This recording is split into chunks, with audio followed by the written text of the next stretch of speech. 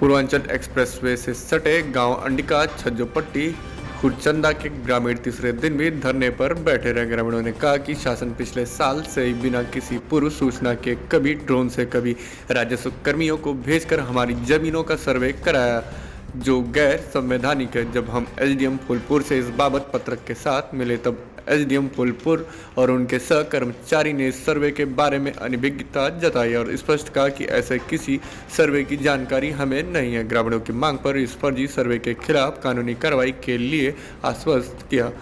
चंद दिन बीता ही था कि स्थानीय समाचार पत्रों के माध्यम से ग्रामीणों को यह जानकारी मिली कि उनकी जमीन और मकान सब किसी औद्योगिक गलियारे के नाम पर ली जाएगी।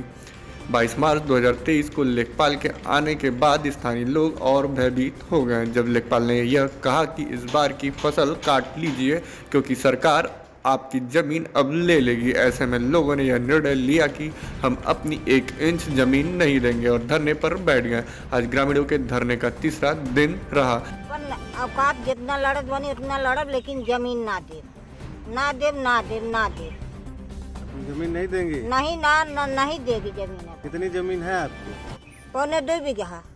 अच्छा, तो उसी से आपके परिवार को खेत में और अनाज की जरूरत पड़ती है कि पूरा हो जाता है? खेत में हमारा खेती बोई जाता है, वैसे हमारे बाल बच्चा जिए थे, साल भर खाते हैं। नमन दुख तकलीफ पढ़ाई लिखाई हमारा आदमी साल भर हो गए खत्म हो गए।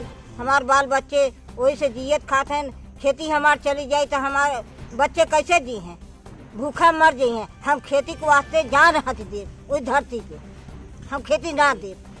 तो एसडीएम से आप लोग मिली थी? हाँ, एसडीएम से मिले। अच्छा, क्या कहा एसडीएम फूलपुर? कहने हमके नाम आले है कि सर्वे भाबा।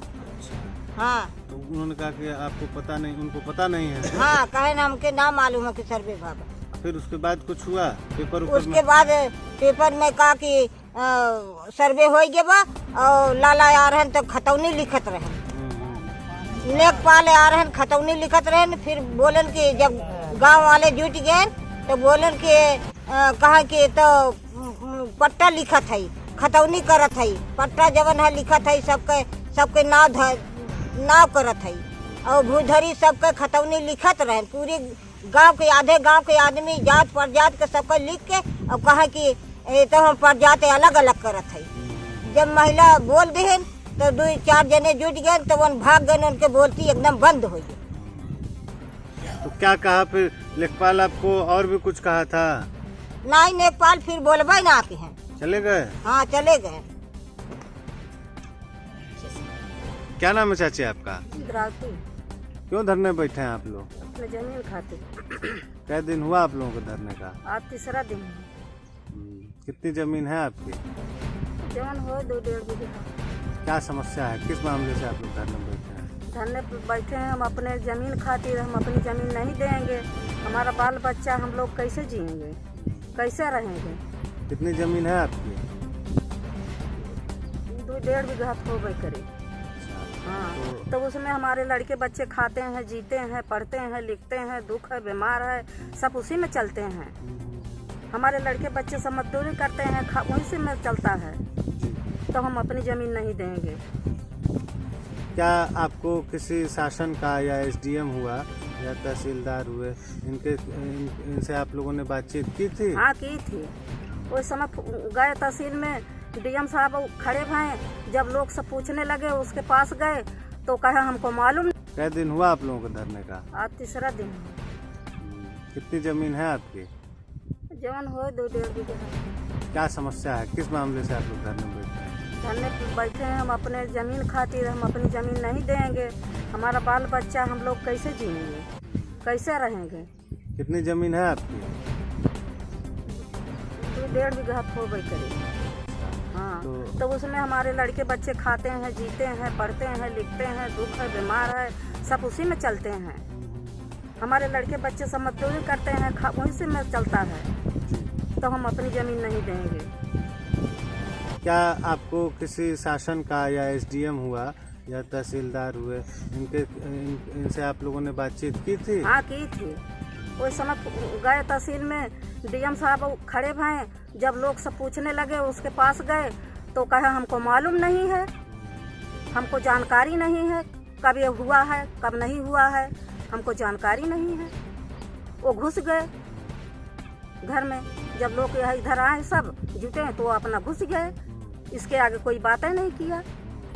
उसके बाद फिर कैसे आप लोगों को फिर कैसे समस्या और कैसे खड़ी हुई? सब कुछ तो यह जानकारी धीरे धीरे सबको पता हुआ, वही समय आए तो हम लोग को पता ही नहीं कब सर्वे हुआ, कब जो लिखे पढ़े ये को हमको लोग को मालूम नहीं है। वो बाद में पता चला है, तब हम लोग को जानकारी फैली है। क्यों धरने बैठे हैं आप लोग? देखिए, हम लोग धरने पे इसलिए बैठे हैं, कभी पूर्वांचल एक्सप्रेस वे जब यहाँ से गया तो हमारे गांव की ढेर सारी जमीनें जो है पूर्वांचल एक्सप्रेस वे में गई। एक बड़ा हिस्सा जो है जमीनों का चला गया। जो जमीनों के टुकड़े बचे हैं उन टुकड़ों को साजिशन जो है पूंजीपतियों को देने की साजिश चल रही है। और ये खतरा जो है कि अभी लोगों को भले छोटा लग रहा हो, लेकिन ये पूरे पूर्वांचल एक्सप्रेस वे के दाएं बाएं जमीनों की लूटने की साजिश है। और ये पूरा इकोनॉमिक जोन के नाम पे ये जो किसानों की जमीन है उसको लूटना चाहते हैं। इसलिए हम लोग यहाँ जो है आज धरना प्रदर्शन कर रहे हैं और मांग कर रहे हैं कि किसी भी कीमत पे हम जमीनों को नहीं देंगे। जमीन हमारे जीने का आधार है, इसी से हमारी दवाई, कमाई, पढ़ाई सब चीज चलती है। हम जो है इसको कभी भी किसी कीमत पर जो है हम अपनी जमीनें नहीं देंगे। और हम लोगों ने इस धरने के माध्यम से एलानिया इस बात को कहा है कि शासन सत्ता में बैठे हुए लोग ये बात साफ साफ सुन लें कि एक बार पूर्वांचल एक्सप्रेस वे के नाम पे आपने बहुत बड़ी जमीनों को लूटा और आज हम वहाँ अपनी मोटरसाइकिल भी नहीं चढ़ा सकते। आखिर इस एक्सप्रेस वे से अगल बगल के गाँव को कोई फायदा नहीं हुआ, कोई लाभ नहीं हुआ।